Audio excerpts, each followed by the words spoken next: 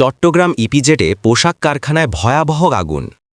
চট্টগ্রাম রপ্তানি প্রক্রিয়াকরণ অঞ্চলের সিইপিজেডের ৫ নম্বর এলাকার অ্যাডামস ক্যাপ নামের একটি কারখানায় ভয়াবহ অগ্নিকাণ্ডের ঘটনা ঘটেছে।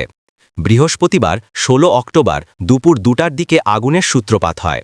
ফায়ার সার্ভিসের মিডিয়া কর্মকর্তা তালহা বিন জসিম জানান, আগুন নিয়ন্ত্রণে কাজ করছে ফায়ার সার্ভিসের ১৫টি ইউনিট। তবে কারখানাটিতে কতজন শ্রমিক ছিলেন এবং কেউ আটকা পড়েছেন কিনা তাৎক্ষণিকভাবে তা জানা যায়নি।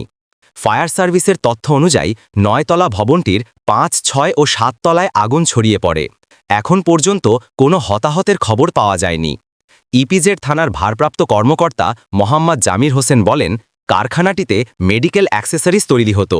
আগুনের কারণ ও ক্ষয়ক্ষতির পরিমাণ এখনও জানা যায়নি। চট্টগ্রাম ইপিজেডের নির্বাহী পরিচালক আব্দুস সোবহান জানান, ফায়ার সার্ভিসের সদস্যরা আগুন নিয়ন্ত্রণে কাজ করছেন। এখন পর্যন্ত কোনো প্রাণহানি বা আহত হওয়ার খবর পাওয়া যায়নি।